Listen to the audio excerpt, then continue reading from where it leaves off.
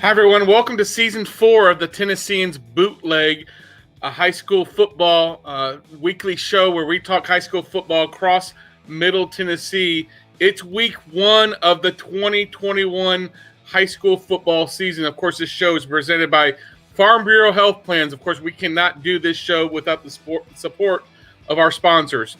We'll be with you each week from week 1 through, I guess, week 16. At some point, we may even bring in our high school reporters from across the state. We're going to try to bring in coaches and perhaps players each week. And then we'll also bring in a fellow writer where we'll be talking about the top games of that week's games. So our first guest of the season is Coach Will Hester at Ravenwood. Of course, he comes back from a few years in Florence, Alabama. Everyone, I think, knows about Coach Hester. He's been at Ravenwood before and Nolensville. So we'll bring Coach Hester now onto the show. What's up, Tom? Coach Hester, how you doing? I couldn't be better. It's Friday. Friday, and next week you got game week Friday. So we're ready to play, aren't we? Absolutely. Last night ended up the preseason for us, so we're excited and ready to go. Good. Well, let's get back into it. First year back after a few years away. You're different than any other first-year coach because you've been at that school. You've coached in the league. I guess from that standpoint, the transition from you has been really smooth. It has. I mean, it's a comfortable place for me. I mean, it's my hometown. My parents still live across the street, and super excited about being back, and a lot of familiar faces still at Ravenwood, and ready to get this season rolling. Okay. We're going to get right back into it. So year one, you're opening the season with our game of the week. You're hosting NBA, and I guess the most important part of it is how's the turf coming? I know you're getting turf for the upcoming season. What's it look like right now? It looks like a football field right now. The only thing it doesn't have is kind of the sand and the pellets that they put in there to kind of make the field what it is, but when I was up there earlier this morning, they were sewing in the little tick marks down both hedges in the middle of the field. All the numbers went in yesterday, so we're pretty much ready to go. Okay, I think we talked a little bit. There may be some little thing like the end zones may just be all red or all black or whatever color you chose, but they've got a few things to finish up maybe after week 1, right? So it may not be completely how it's going to look all year, but you're going to be able to play on it. Yeah, definitely able to play on it. We're under the impression that we'll have the logos Monday. If they arrive Monday, then they will be in and it'll be completely done by Friday. But if they don't make it by Monday, they're going to go ahead and get the pellets and the sand in there, and we'll be ready to rock and roll. It'll look like a generic field with black end zones. Okay. Coach, starting with NBA, and it's a great on paper. I mean, it's going to be a great game. You've got two of the storied programs in Tennessee. And I know you didn't come up with the schedule, but to open the season with a game of this caliber, I mean, talk about a big test for your team. Yeah, I mean, absolutely. When you've had some success over the past few years, it gets difficult to schedule. I mean, the Oaklands of the world and the Maryvilles of the world, all the D2 AAA schools struggle to find football games. And, it's just natural that we end up having to play those guys, and super excited about it. I would say Coach Everard does as good a job coaching his football team as anybody in the state of Tennessee does. And year in and year out, they almost look identical to each other. Those NBA teams, no matter who the names on the back of the jerseys are, they always almost look the exact same, and they do a great job of building program and culture at NBA, and it's going to be an awesome high school atmosphere for a game. Coach, two of the marquee quarterbacks, and we've talked a lot, off camera for the last few weeks. I mean, 2023 in Nashville may have the best group of quarterbacks that I can remember at one time as far as who's getting recruited. With your quarterback, Chris Parson, he's already committed to Florida State. Marcel Reed has been starting at NBA since his midway through his freshman year. And those two kind of headline it. But then you get Kenny Minchie at over at Pope John Paul II, who's also a high caliber quarterback for the class of 2023. I mean, you've been around for a while, but I mean, have you ever seen? Can you compare this year to the 2023 class to any other class when it comes to quarterbacks? I really can't. There's been some classes with great athletes and great players in it. The Jalen Ramsey's class had a bunch of great players in it when that group came out, but not really the quarterback position. I would say Tennessee's not naturally known as a state that brings a lot of quarterbacks to the college football landscape. I think Ty Simpson in this year's class has done a great job of kind of getting the name of Tennessee as a place that has some good high school quarterbacks. But in the end, the whole dynamic in Middle Tennessee has changed. And, I think since maybe the Titans arrived, it's continued to get nothing but better and better and better. With a lot of those former players staying and deciding to live here in town, and the amount of training and things of that nature, the access these kids to have to being trained properly from a young age. So, a lot has changed in my 24 years coaching in Middle Tennessee. And I would say that you're absolutely correct. I don't remember a time where there's been, 3 quarterbacks, and there's actually more. I think there's 4 or 5 2023 quarterbacks that are all high-level college football players. And, fortunately enough for the Raptors, we get to see Minchie on the schedule as well this year. So we're going to get a good look at them all up close and personal this year. Coach, Chris Parson came in the spring. Seems to really fit in perfectly for y'all, and he's just adjusted to new offense, new coaching, new teammates. Can you just talk about how he has adjusted to life in Tennessee? Obviously, he's not exactly new to Tennessee. Years ago, he lived in that area. So, but how has he adjusted to a new team and everything? Yeah, I think he's adjusted well. I think it's a lot of his personality. He's a natural leader. Kids gravitate to him.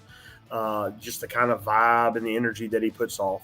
It does help that he knew several of the kids. I think there are 5 kids on our team that played youth league football at Unit together. He actually played in the Brentwood Blades organization in his first year of little league football when he was a peewee 7-8 years old with another group of guys that are seniors on our team. And it's a very cool and interesting dynamic. It's not very often that you get a transfer in that has connections with so many players that it's coming from out of state like that. And sometimes it's hard to get those guys acclimated, but he's one of those guys that, basically since day one, the kids have accepted him and kind of wrapped their arms around him. And, it's been exciting to see. Miles Pollard, I did a story on him earlier. He's going to have an interesting role for the Raptors, I believe, in 2021, where, obviously we know he's a great defensive back, but I think that role is going to grow beyond just defense. It sounds like you're going to get him the ball some on offense, I believe. Yeah, why wouldn't you? You got a major college athlete on your team. Why would you not try to find ways to incorporate him in the game? Obviously, probably will grow that package for him as the season goes and the weather kind of cools down. And, here early in these games, especially like this week, dealing with the heat index all the time, you worry about conditioning and you worry about making sure you get your best kids through all 4 quarters of that first game. So, we'll probably be conservative with his plays on offense here starting out, but we'll definitely grow as the season goes and we start getting into league play. I don't know if you've swapped any film with NBA, but with Huddle, you can see highlights, I'm sure, of Marcel Reed. But what makes, from what you've been able to see on Huddle, when you see the highlight packages, whatever that's open to the public, what is it about Marcel Reed that makes him such a dynamic quarterback for the Big Red? Well, obviously he's a coach's kid, right? So he understands football. He's going to know the game of football. Coach Uverard is a very smart guy, so he puts him in situations to be successful. He's played a ton of snaps. Since halfway through his freshman year, and he's only a junior. You feel like Marcel's like 26 years old already. But, he can make all the throws. And in a Marty Uverard offense, that means there are times where they're going to max protect, and Marcel can throw it 70 yards down the field. And, what team can guard a guy, it doesn't matter who it is, that far down the field with double moves and all the things that they like to do, just puts a lot of stress on the defense. And, by max protecting like that, it keeps him clean, and he has a lot of time to allow himself to do what he needs to do to get rid of it. And then when things do break down, Marcel's a lot better runner than I think they allow him to be, if you know what I mean. He plays well inside their offense, but when things break down, he's a scary cat. Now he can take off and run, and he's a fast guy, and he does great things on the basketball court. So he knows how to move his body and make people miss, and it's going to be a challenge for us to contain old Marcel. Well, last question. I want to talk about your league. I mean, it's a brand new Region 7 6A. Of course, in the past it was 6A. You bring Summit, a 5A state champion from last year in there. Of course, Ravenwood was in the championship game 2 years ago. Brentwood was in the 6A championship game last year. Independence has had a lot of postseason success. Franklin made it to the quarterfinals. Centennial seems to maybe be on the uptick. How tough is this league? Is there a better? I mean, I don't think 6A there's a better league in there, but I would put your league against any other league in the state. Yeah, I mean, I think people would argue that the Williamson County and Rutherford County team, it's almost like the SEC, the Big Ten, or whatever. You know what I mean? Mm-hmm. I do think that this year, at least this year, that top to bottom, Oakland may be the most talented team in the state. I think anybody would say that. I think there's a guy maybe on this show that may say they're the number one team in the state going into the season. And I don't think anybody would argue that, right? Mm-hmm. But I do think maybe 2 through 5, maybe Williamson County teams, if you threw us all in there together. Mm-hmm. It is a super talented league. You got, the Twins at Summit, who obviously play with a lot of confidence coming off a 5A state championship, and now they replaced Dixon County. Any Scott Blade coach team is going to be super talented. Now he brings in a friend of his from California to run the defense, and I think that'll be a little bit of a, release for Scott. Now he can get back and focus on offense like he loves, and which will make it tough. Clint's going to do a great job at Brentwood. They return that quarterback who comes in the playoffs and dices up Kane Ridge and has a great game to help Brentwood make it to the state championship game when Cade was hurt. And you got a new coach at Franklin, Alex Melton, who's been in this league for a long time as an assistant coach. He understands the league. And Centennial, like you said, I think played a lot of young guys last year, so the expectations are high for them. I think the hardest part of the league, the league itself is tough, but now you may have to go to Memphis 3 times to get out. And, that's added, we used to get on a charter bus and go down there one time. If you did, that was the state semifinals, and you were super pumped to do it.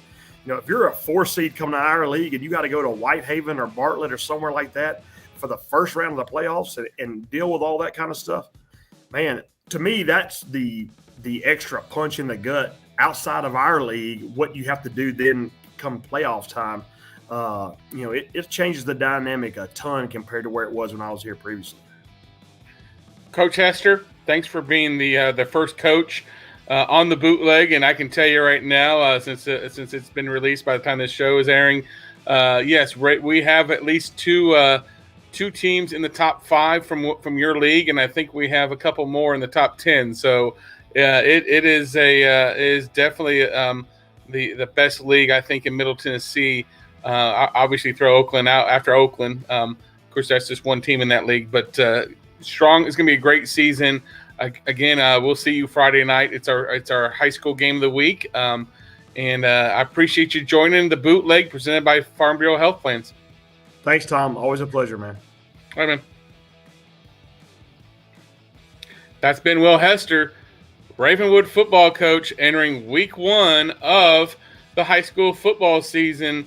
Joining us next on the Bootleg, presented by Farm Bureau Health Plans of Tennessee, will be Joe Spears. Well, he and I will talk about the entire list of the top 10 games of week 1. Joe Spears, thanks for joining the show. Week 1 is here. It's been a long off season. Let's get right into it and talk about the top 10 games of week 1. Let's start with game of the week. Might as well, we just had Coach Hester on the show. NBA at Ravenwood. It's Ravenwood's first game on the turf. Hopefully, it's all ready, good for it. They're finished doing the finishing touches, but we'll definitely be playing there at Ravenwood. This is a Chris Parson versus Marcel Reed. I mean, that's the obvious storyline from that. What are your takeaways from this game? Yeah, you look at last year, NBA really struggled defensively. Ravenwood comes into this game with Chris Parson at quarterback. A lot of firepower on both sides of the ball. It'll be interesting to see just how NBA manages that. On the offensive line, you got Grayson Morgan that's getting a lot of good looks. But like you said, I mean, this is the battle of quarterbacks. Marcel Reed, Chris Parson, it probably doesn't get a lot better than that more often this season. For me, I think Ravenwood's got a little more firepower. They're going to be really fired up to play on that new field. I got them winning by 4 in this matchup. I got them winning 34-30. Okay. I'm picking Ravenwood too. This is the game that I will be at Friday night. We talk about Chris and Marcel. Both of those guys are likely Dandy Dozen kids for next year's class. I would think they're both shoe-ins. But then you look at, there are 2 current Dandy Dozens on this group of our top prospects, and Grayson Morgan, the offensive lineman there for NBA, who used to be a tight end before he went there. Then you throw in Miles Pollard, a defensive back, a cornerback, who we talked about earlier with Coach Hester. His role will grow. He's a Michigan commitment. He's a 6'1", 6'3", lanky cornerback that has got size and speed. Great combination there. I think he's going to be key for this game, right, if Marcel gets rolling on this. So yeah, absolutely. I'm picking Ravenwood 28-20. I think maybe, and that may be a lot more points. I think a lot of times these type of games are probably a little more low scoring than we think, but I'm going to say 28-20 Ravenwood over MBA. Next game, Summit at Henry County. Talking about turf, they've got brand new turf at Henry County as well. Some delays there, but I believe that they're good to go there. It's a rematch of a 5A semifinal where, of course, Summit's in 6A. They won the 5A state championship a year ago and have moved up due to reclassification. I'll let you go ahead and take it. I know 2 names you're going to mention right off the bat, though. Yeah, I mean, this was a really good game last year. It was tied 7-7 at halftime, and Summit just comes out in the second half and outscores them 28-14, led by Destin Wade. He ran for 221 yards. Big key in that matchup was Summit forced Henry County to throw the ball. They limited Henry County to only 86 rushing yards, and for Henry County, that's big. Their offense is rushing. Ryan Dameron's back for him for Henry County, so that'll be good. He threw for over 300 yards in that matchup last year. But I think this one comes down to the Wade twins. You get Keaton Wade back. He's going to be forcing the issue there on the defensive side. Can Henry County slow down Destin Wade? I don't think so. He's a do-it-all guy for him. You throw Brady Pierce in the mix, who he'll be throwing to, and Keaton Wade will be on the offense side of the ball as well. I meant Destin Wade earlier, but yeah. I've got Summit winning this one 38-28. I think the Spartans just have a little too much firepower for the Patriots to handle. I think from what I've been told, Keaton may have an expanded role at receiver. I think they maybe try to keep that a little hush, but I think from what we've written from the Dandy Dozen stories, that he will perhaps do some more receiving than a couple years ago. He was a running back for him. Another big time prospect I need to mention at Henry County, Luke Brown. He's probably an early look at another Dandy Dozen guy. So you've got 3 Power 5 guys for sure there. And then the Dameron kid has done a great job there at quarterback in his first year. I think he'll only get better. Probably his role is going to expand a little bit. I know Coach Counts may not want to throw it. He's really wants to run the ball a lot, but I think he's going to have to throw it some with Ryan there. I like Summit. Again, I think it's a tight game. I like Summit 35-27 over Henry County on the road. So next up, game that you will be at, Joe Spears, CPA at Independence. Another great, first 3 games have been Williamson County team. So obviously CPA, a defending Division II AA state champion. I'll let you talk about this game. Yeah, I'm really looking forward to this one. A lot of big names in this. On Independence, you got Ty Lockwood, who's getting a lot of looks. He narrowed his list down to 4. He's probably one of the top prospects in the state for next year. Trey Hartwell in the backfield for the Eagles. He had a really good season last year. I feel like his role will be expanded. River Katina, he's going to be a guy I think that impresses a lot of people this year for the Eagles. He'll play cornerback, but he's also moving over to the receiver. And from what we saw here in the preseason, he's looked really good in that role. A lot of it's going to come down to how Joe Cummings manages that offense. Kind of a different look offense from what they had last year, but from everything we've seen, he kind of fits the bill. He's got a big arm. He's got great receivers to work with. And then you go over to CPA, you got the names that we've all kind of grown accustomed to at this point, Langston Patterson, Cade Law. They led the Lions to the state championship last year, and I think they're going to be a favorite again because of those two. They're going to run the ball down your throat. I mean, we know what they're going to do, and it's on you to stop them. So Really interested to see how Independence's defense tries to manage that. I think in the end, the duo of Patterson and Law kind of grinds them down there at the end. So I've got CPA winning this one 27-21. You copied my score, man. What's the chances? We have not shared our scores, by the way, folks. I like CPA in this game. Here's two things to look at. Langston, Patterson, Cade, Law. We know they're going to be in the backfield together. Don't be surprised either in this game or at some point in the season that there's a good chance we're going to see Cade Law at linebacker. So you could actually see Cade Law and Langston Patterson both at linebacker at some point during the season on the field together there for CPA. I think that's, Cade is a hard-nosed runner. I think we're going to see hard hitting as a linebacker when that happens. I was told that plan was in place in the championship game if needed. So, so that's not something brand new that's never been discussed. Another kid from CPA I want to mention, Reed Williford. He's a DB receiver for them. He may play a little bit of linebacker this year. I think he's more of a safety corner guy though. He's committed to Charlotte. Is a guy that we probably don't talk a lot about just because you've got Langston and Cade. And then I think the biggest thing you touched on, Joe Cummings, first year starting quarterback at Independence. He moved in from BGA, sat out a year ago.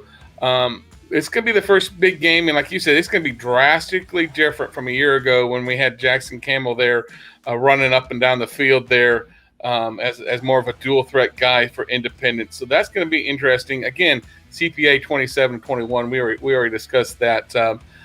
We both hit the same thing. So if the score is 27-21, pizza's on Joe. Exactly.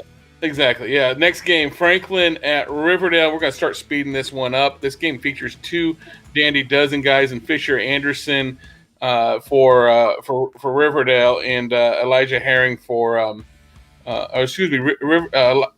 Fisher Anderson for Franklin, Elijah Herring for Riverdale. Joe, go ahead and talk about this game again. Let's kind of speed this up as we go through the show. Yeah, Franklin won last year 30-25, but they lost a lot of key pieces, including their quarterback, Connor Bevan, who threw for over 3,000 yards last year. You get Fisher back. You get Bryce Sparks back, who ran for over 700 yards and 13 touchdowns. I think Riverdale's got too many pieces, especially on the defensive side with the Herring brothers and Mitchell in the middle. Offensively, you got Jamison Holcomb back. I think he's in for a big year. I think it's another close game, but I got Riverdale winning this 24-17. You've pretty much hit on every note. I would have Riverdale 21-14 over Franklin. Trust me, folks, there's a game coming up soon that I think we'll have different opinions on. Brentwood at Blackman, a pair of first-year coaches. That's the storyline of Brentwood at Blackman. Clint Finch is in his first year at Brentwood after being a longtime assistant coach, offensive coordinator at Brentwood. He replaces Ron Crawford.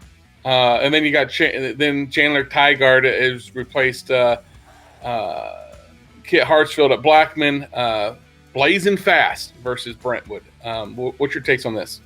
I agree with you. The battle of first-year coaches, but I think Finch comes into this with a little bit of an advantage. You get Davis White coming back for Brentwood, who really showed signs last year that he could lead this team to great spots. And then defensively, they return a lot with Seth Carter, Jake Brock, Carter Patton. Also offensively, you got Aaron Walton coming back, who was one of their biggest targets last year. Tygard comes in. We think this offense is going to do really well at times. It's just a matter of can they stop a team like Brentwood. I don't think so in this game. I think Brentwood has too many pieces. I got the Bruins cruising in this one, 42-20. Blackman gets one more touchdown in that game. Brentwood 42, Blackman 28. Pearl Cone at Cane Ridge. It's a Thursday night game. This is a Joe Spears game. You'll be at this game. Go ahead and take the wheel. Yeah, this one, really, there are a couple guys you got to look at. Barry Brown for Pearl Cone. Going to be their do-it-all guy this year, I think. Obviously, we know what he can do at receiver. Don't be surprised if you see him line up in a Wildcat or do something offensively. He's going to do everything. And then Eric Gaston for Cane Ridge actually went to their jamboree. He played a lot more on the offensive line than he did the defensive line. But I wouldn't be shocked to see him play both sides of the ball. I think Pearl's got a little too much for Cane Ridge to handle in this. Pearl's big question is going to be at quarterback. I've got them winning 31-17. I think both teams have questions at quarterback going in. I like Barry and Brown. I think Joe Spears needs to make sure his phone is charged and ready for highlights. I think got Pearl Cone 40, Cane Ridge 26, Gallatin at Mt Juliet. This is old school football, folks. These are old school programs. These are the games that longtime fans love to see. Two of the storied programs in Middle Tennessee, Gallatin at Mt Juliet. It's Chad Watson at Gallatin versus Trey Perry at Mt Juliet. What you got? Yeah, Mt Juliet kind of cruised in this one last year. They won 31-20. Gallatin with kind of a uncharacteristically down year last year. They lost in the first round in a triple overtime game to Columbia. They lose a lot of those key guys as well. Mt Juliet moves down. They're going to be in 5A this year after losing to Oakland in the first round of the playoffs. They return a lot of guys, especially on the defensive side of the ball. I think they've got a little too much in this one. I've got them winning 38-21. I've got Mt Juliet, who I think is destined to make a big run in the 5A playoffs. I got a Mt Juliet 28, Gallatin 24 in this game. Oakland at Hendersonville, the best name in high school football in Tennessee. Ellis, who played at Ellis Middle School, leads Hendersonville against a really, well, we're running out of time, so I'll stop with the reallys. Really good Oakland football team. Joe, what you got? You know, they played last year, and Hendersonville was able to put up 10 points on them. And I think they might be able to this year. I think it'll come late. Ellis is a great player. Oakland has a ton of those, though. Oakland's going to be tough for anybody this year. I think they're going to be a little too much for Hendersonville to manage with this. I mean, you got the two-headed beast in Jordan James and Antonio Patterson. You got a new quarterback in Cade Hewitt, who proved himself last year at Riverdale. He's going to be fun to watch this year, too. I think Oakland wins this one by a score of 49-10. I've got 49-14. They get 2 touchdowns instead of a field goal. Oakland cruises though, and they're just it's nothing against Hendersonville. Oakland's just that darn good. Farragut at Beach. Beach has gone from 5A to 6A. Beach, we're used to seeing Beach make long playoff runs in the 5A playoffs. Now we'll see what Anthony Crabtree can do in 6A football. What you got for this game? This is a big matchup for Beach. They're going to be starting a new quarterback, a new running back. Their leading rusher that's coming back is Patrick Hill. He rushed for 660 yards and 6 touchdowns last year. Whoever starts at quarterback, he's going to have a couple weapons. You got Andrew Page and Jackson Long, Jackson Long just committed to Lane not too long ago. But I think Farragut, they return a lot of experienced guys. They do lose their leading wide receiver, but they return their quarterback in Dawson Moore, who threw for over 2,000 yards and 27 touchdowns last year.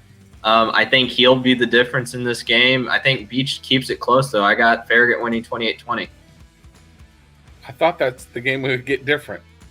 I think the name you need to also remember, I think Bronco Hanks, big defensive guy, linebacker, safety, whatever for him, for Beach. But I like Farragut to win this game by a point, 21-20.